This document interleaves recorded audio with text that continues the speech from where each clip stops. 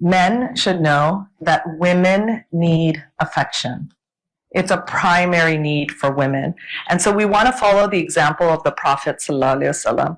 There was a reason that he encouraged spouses to hold hands and to feed one another from the same plate. Just like any other blessing, marriage can start to feel stale. It can start to feel old. You can start to take it for granted. But these types of intimate gestures help reinvigorate the marriage. You want to take note of the 5 languages of love. There's a book out there that you can find that discusses the 5 languages of love. But a quick synopsis is that there's 5 ways that men and women show love to one another. 5 ways all human beings show love to one another.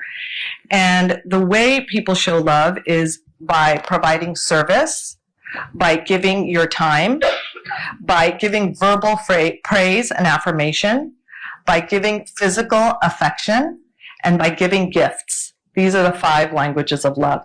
And you want to see which language of love your spouse is utilizing on you. If you have a different language of love, your spouse may not notice your language of love because they can't hear it because you're speaking a different language. And I'll give you a case in point. My love language is verbal affirmation. Big surprise. I'm big about talking, right? And telling people how much I appreciate them, writing about how much I appreciate them and love them. My husband's language of love is service. He doesn't talk much about how much he loves you. He's just quietly doing what needs to be done.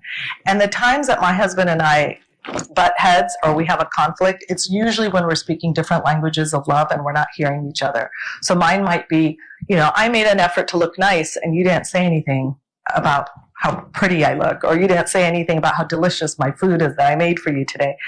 And an example of a time when he was frustrated with me was when I borrowed his car and I came back and the gas tank was on empty, because that's something he would never do. He would never leave me with an empty tank of gas. And so to him, it was a sign of inconsideration for me to overlook the fact that I was leaving him with an empty gas tank, because he's all about service.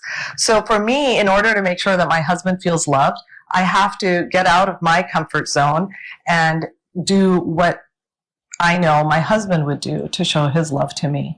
And he gets out of his comfort zone, inshallah, and tries to make more of an effort of talking about things that I might want to hear from him. Another big need for women is the need for intimate conversation. They say that men fall in love with their eyes and women fall in love with their ears. And there's truth to that. There's a reason women love poetry, and there's a reason women love deep and intimate conversations, and why they like to get on the phone with their friends and talk to them for a long time.